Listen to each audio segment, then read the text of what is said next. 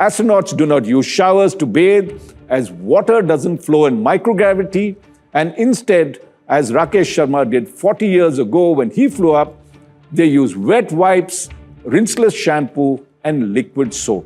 In fact, if you noticed, for the first 2 or 3 days, Shukla didn't shave and he had a grisly stubble. Of course, that's part of the game.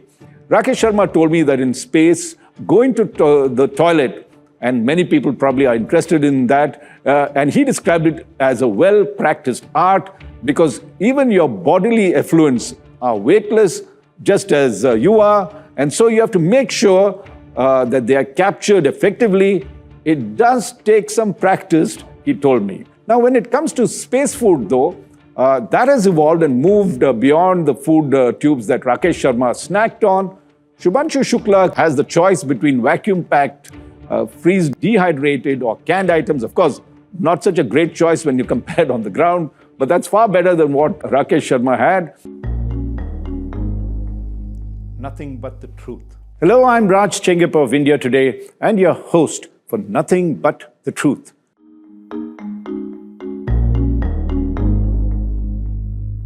This is my weekly X-ray of key issues that matter to you without any bias or BS, only the truth. We all watched in both awe and admiration Group Captain Shubhanshu Shukla floating into the International Space Station from the Crew Dragon capsule that had docked with it on June 26th. It was a historic occasion for many reasons. Shukla, Shucks or Shucks as he is called, is the first Indian astronaut to live on the International Space Station, or ISS, or ISS if you want to call it. Since the space station was built 27 years ago in 1998, he's the first Indian to do so. Shukla is also the second Indian to go into orbit after Rakesh Sharma's historic feat 41 years ago. If you recall, Sharma went on a Soviet Soyuz T-11 spacecraft to space in April 1984 and spent a week in orbit. I, in fact, did cover Rakesh Sharma's flight in 1984, that historic first time that an Indian astronaut went up into space.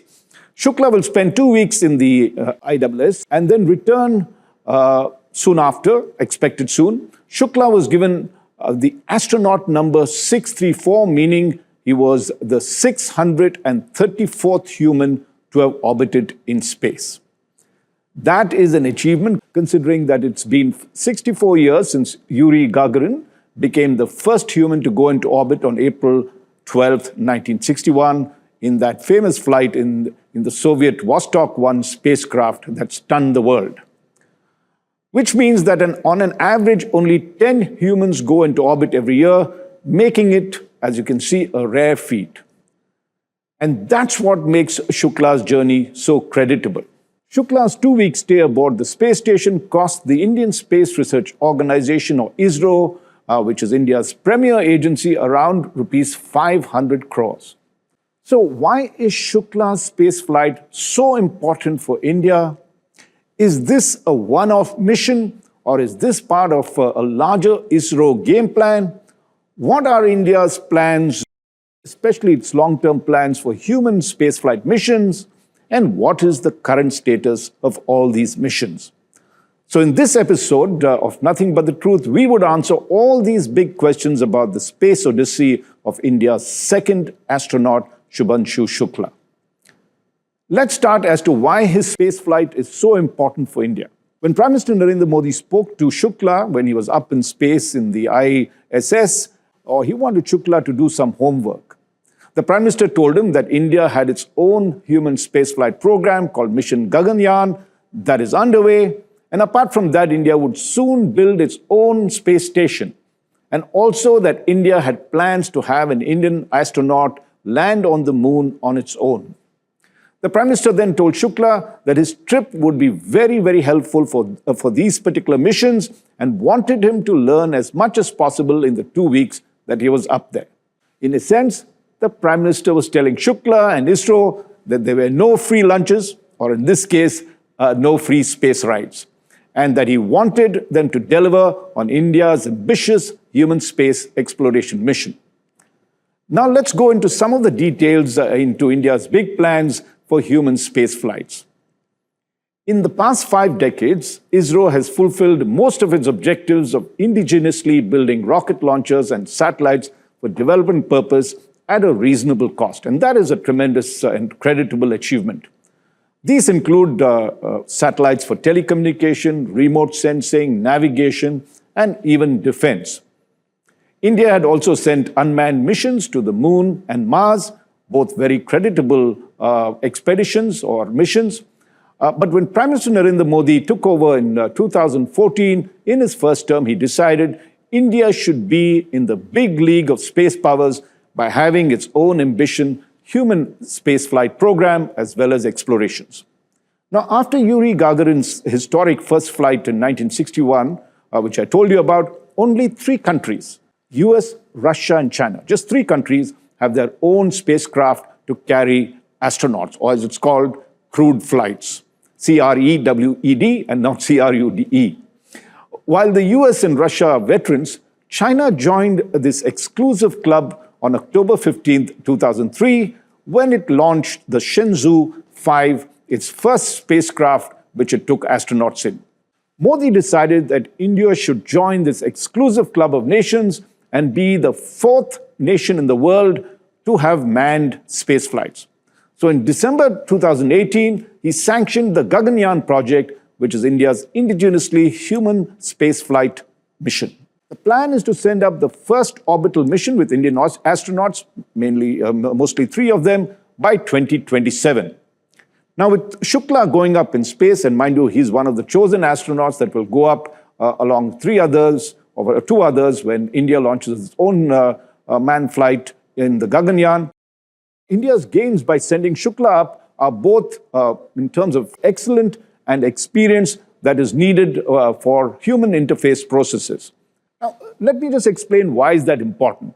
When I spoke to Rakesh Sharma, India's first astronaut, a couple of years ago, he told me that no amount of training on the ground helps you to prepare for all that happens in orbit. Mind you, the astronauts go through very, very rigorous training for months to try and weather the kind of hostile conditions they might meet in space. Now, this includes withstanding G-force or motion sickness. And just to give you an example why this is important, for instance, when Shukla was launched into space in the Dragon crew capsule, and this was on June 25th, a day before he landed up at the space station, he said that he wasn't feeling too good when they reached near zero gravity conditions. Now, Shukla admitted that his head felt heavy and he was slightly disoriented. I spoke to Dr. Bridget Goddard, a former spaceflight surgeon at the European Astronaut Center who was in Delhi recently, and she told me very interestingly that such motion sickness is common for astronauts on their maiden flight.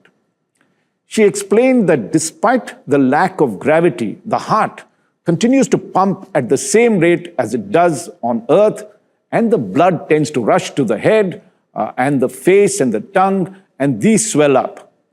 That makes your head feel heavy and your feet wobbly. All these are symptoms of motion sickness, and the body takes anything between 24 and 36 hours to adjust to zero gravity or near zero gravity. Now, another stressful experience for astronauts is at the takeoff point and when the spacecraft is trying to break free of gravity by attaining hypersonic speed, some things that go beyond Mach 5, Mach 6.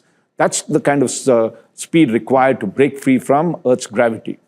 Now, apart from the roar of rocket engines, astronauts sitting inside feel the tremendous force of gravity or G-force for several minutes, maybe a couple. And Rakesh Sharma, India's first astronaut, told me, and he explained it very interestingly. He said, because you are seated in the spacecraft looking upwards for liftoff, the G-force that you feel on your rib cage is 4 times the amount you feel on your waist. It presses against your spine, leaving very little space for the lungs to expand, so breathing becomes difficult. Now, on his part, Shukla was only too eager to get off the ground on the launch date of June 25th. He had waited, if you remember, for a month in quarantine and then faced several postponements of the Crew Dragon's launch for technical reasons. So Shukla said soon after he attained zero gravity, that when I was sitting in the capsule on the launch pad, the only thought on my mind was, let's just go this time. But when the ride started, I kept getting pushed back strongly in the seat. Then suddenly, I felt nothing.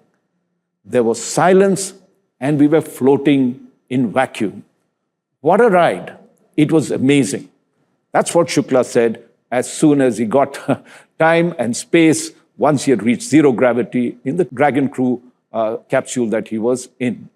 Now, when he reached the International Space Station, Shukla joked and he said, I'm learning like a baby how to walk, speak, eat, and sleep in space. It is a big challenge, he said. Now, aboard the International Space Station, astronauts sleep in compartments the size of a phone booth that is equipped with sleeping bags. They are secured to the walls of the spacecraft so that they just don't float away whenever they sleep. Astronauts do not use showers to bathe, as water doesn't flow in microgravity, and instead, as Rakesh Sharma did 40 years ago when he flew up, they use wet wipes, rinseless shampoo, and liquid soap. In fact, if you noticed, for the first 2 or 3 days, Shukla didn't shave and he had a grisly stubble. Of course, that's part of the game. Rakesh Sharma told me that in space, going to the toilet, and many people probably are interested in that, and he described it as a well-practiced art, because even your bodily effluents are weightless, just as you are, and so you have to make sure that they are captured effectively. It does take some practice, he told me. I'm sure Shukla also experienced that. Now, when it comes to space food, though, that has evolved and moved beyond the food tubes that Rakesh Sharma snacked on. Shubhanshu Shukla has the choice between vacuum-packed, freeze dehydrated or canned items. Of course, not such a great choice when you compare it on the ground, but that's far better than what Rakesh Sharma had. And he also carried some gajar ka halwa, moong dal halwa, and amras to share with fellow astronauts. Now, fortunately, when it comes to food, zero gravity does not affect digestion. That's very interesting. As I told you earlier, the heart pumps, and therefore, since there's no gravity and it's pumping harder than normal when it's on the Earth, but up there it's much more, the blood rushes upwards. Here, Dr. Godard told me when it comes to eating food and digestion, that the peristaltic movement of the digestive system of the body, where the muscle contraction and relaxation is autonomous and is not dependent on gravity, that ensures that the food is pushed down the digestive tract. Meanwhile, one of the best things about being on flight is the celestial joy of witnessing 16 sunrises and 16 sunsets daily at the space station, as the spacecraft's speed is close to 28,000 kilometers per hour. To convert that into seconds, that's almost 11 kilometers per second. You can imagine how fast it goes as it orbits the Earth once every 90 minutes. Now, when Prime Minister asked Shukla, how is the view from the International Space Station, and remember it's hovering at 400 kilometers above the Earth, Shukla told him the first thought was the feeling of oneness of the Earth. There were no boundary lines or borders of countries. And this is a common feeling a lot of the astronauts talk about. When I spoke to Kalpana Shukla also, this is what she told me, that she felt that all the wars that we're fighting below, when you look up in space, the Earth looks as one. That's a beautiful message that was there. Sorry, not Kalpana Shukla, Kalpana Chawla. The second was when I saw India for the first time, and this is what Shukla is saying, it looked very big and grand, not like the 2D paper maps of what we see when we study in schools. So with Shukla going up in space, what India gains is this first-hand knowledge of what is needed for human interface processes. This is important, but it is only one part of the entire program. Now, when you want to send up a human being in space, as India wants to do, India not only has to build and validate a suitable launch vehicle, but also orbital and crew modules, because that's where the crew is going to stay. Now, this is in addition to training of astronauts and ensuring their safety at launch, especially in space, and on their return to Earth after that. I spoke to ISRO chairman, Dr. V. Narayanan, and he told me it's a whole new and challenging game for us, that is Gaganyan, but our scientists and collaborating institutions are up to it. He was very confident that ISRO and its team would be able to do it. Now, among the first things ISRO did was to build, and this is after the plans were sanctioned by Prime Minister Modi in 2018, the first things that ISRO did was to build Launch Vehicle Mark III or LVM-3, very similar to the GSLV, but far more capable in terms of lifting heavy payloads. It can lift heavy payloads of around 10 tons to low Earth orbit, which is the amount of weight that you would require when you have a manned space flight that is going up. And to make these launch vehicles human-rated, numerous stress firings will be needed, and there will be redundancies too, and these have to be almost trebled so that if one system fails, there are enough backups to prevent a catastrophe. Now, ISRO Chairman Narayanan told me, when there is a human life involved, we have to be thrice as careful. We have to score 100 out of 100 when it comes to safety protocols.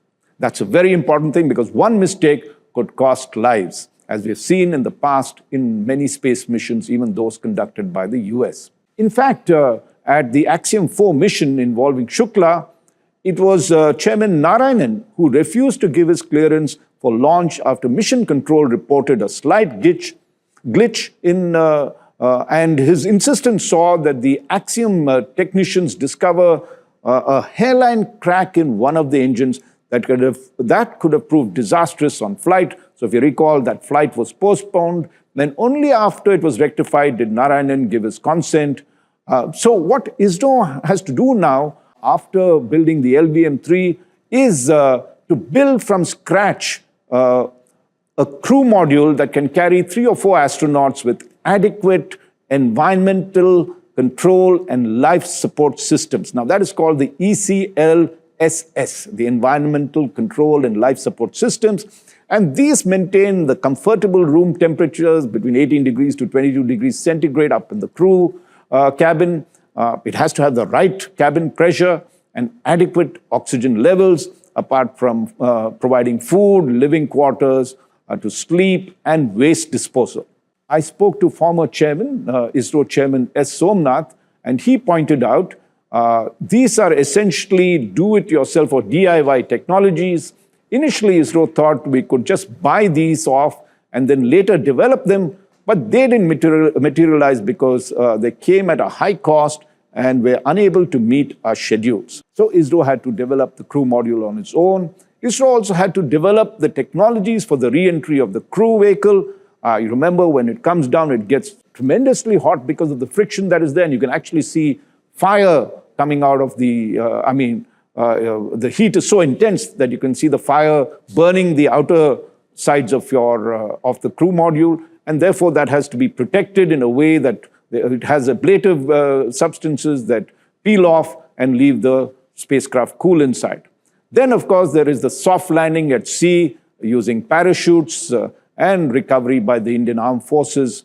So apart from that, because it's a human space flight, it also has to test what is called the crew escape system, where the crew module is ejected at a safe distance in case of rocket failure on the launch pad or during liftoff. What this means is, supposing they sense once the engines are on or it's about to lift off and they can't get the crew or shut down the engines, they have a special module that ejects the astronauts out in a separate capsule into safety. And therefore, this is one of the big precautions that they've taken, all space agencies have taken.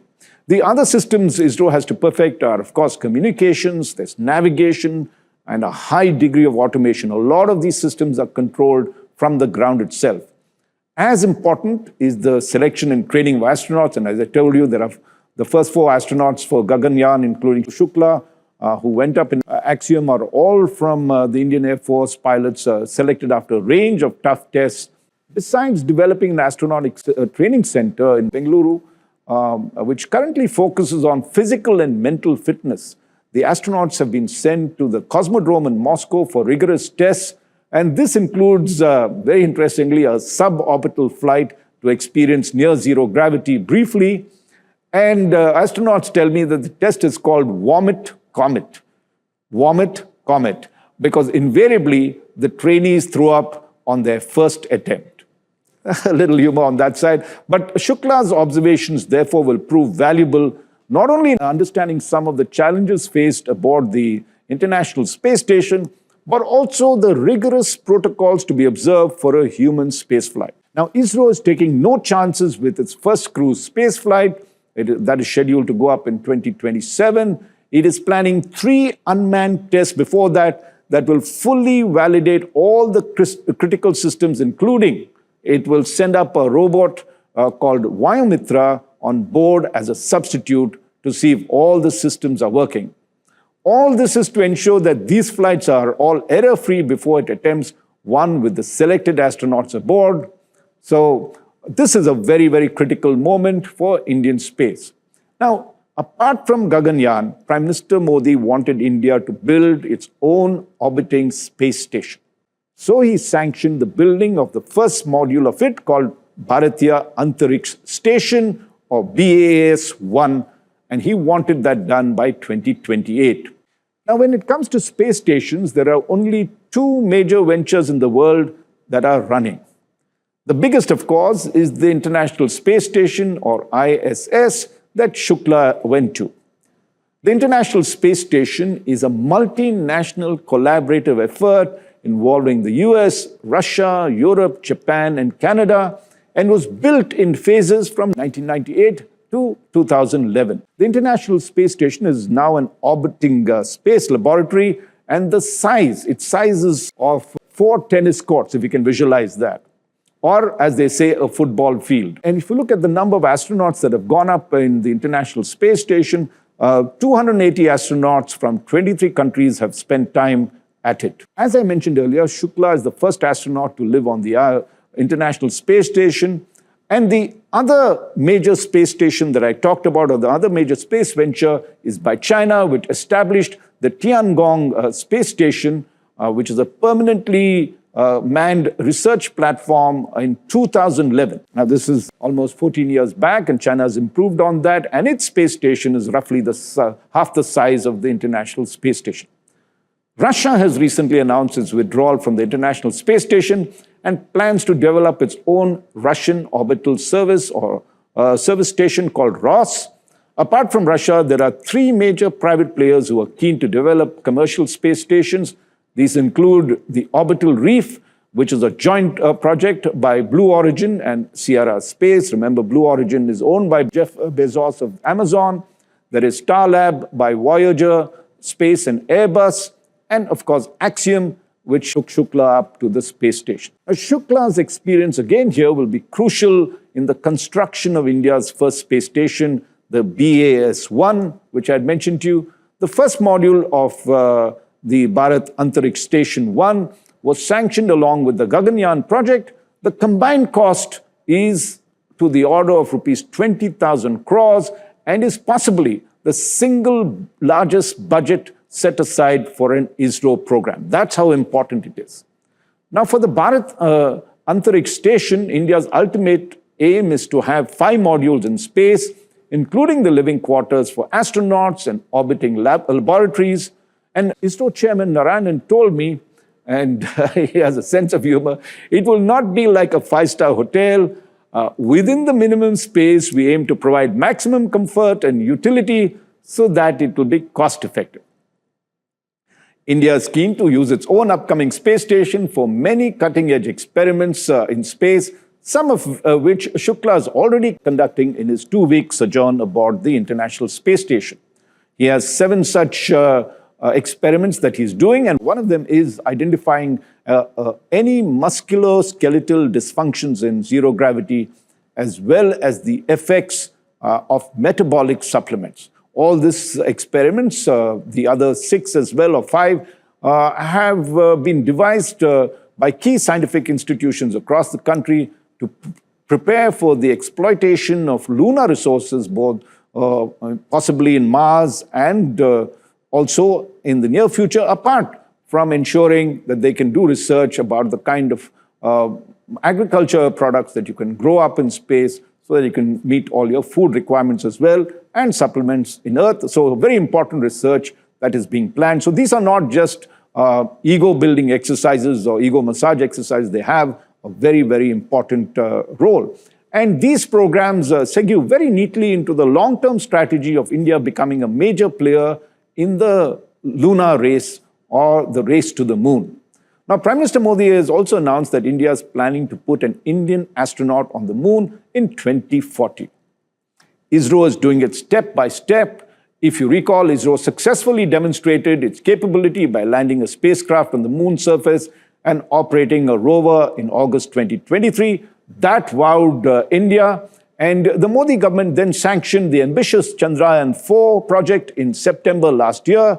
It involves the development of technology, and this is very exciting, to land a spacecraft on the moon, collect rock samples robotically, and then fly them back to Earth for analysis. That's something that we're all looking forward to. And this is the Chandrayaan-4 project is estimated to cost upward of rupees 2,000 crore and should be launched in the period between 2027 and 28. That's about 3 years from now. It will definitely demonstrate the foundational technological capabilities for an Indian astronaut landing on the moon by 2040, and of course then returning that astronaut safely back to Earth. So that's the big forerunner to India's moon plans. This will be followed by Chandrayaan-5. This is a joint mission with Japan that will have a powerful, long-lasting rover to explore resources for human sustenance on the lunar surface. If you recall, Chandrayaan-3 had a rover that lasted only a couple of days. This one will be for a couple of months, and this is new technology that is being tested between Japan and India, an experiment that will be closely watched again. So in doing so, India will join what is called the global moon rush. If you look at the major nations that are involved in this rush, the US has sanctioned the Artemis project, which will mark the return of American astronauts to the moon after a huge hiatus of over 50 years. China has been actively exploring the moon. It has even robotically collected lunar samples and flew them back for analysis. It now wants to land its own astronaut on the moon by 2030, 10 years ahead of India. China has always been ahead in terms of their space program, but we have to look at our resources, our capability, and have done exceedingly well with what India has. Now, half a dozen other countries, including Russia, Japan, and South Korea, have joined the lunar bandwagon with ambitious flights. And when I spoke to Jitendra Singh, the Union Minister of State for Science and Technology, Earth Sciences and Space, he told me, from a follower, India intends to be a frontliner in space. India is now an equal global partner in space endeavors. Shukla, in that sense, is the first Gaganyatri in India's new space Odyssey. Now, up in space, Shukla's advice to youngsters is, and I'm quoting him, "There is no one path to success, but there is one common thing: never stop trying." That is good advice for India to follow when it pursues its giant ambitions for human spaceflight in the wake of Shukla's sojourn in space. For more details of India's new space Odyssey, you can read my cover story in India Today magazine. Thank you for being with me in this episode of Nothing But the Truth. I look forward to having you with me next week. Nothing but the truth.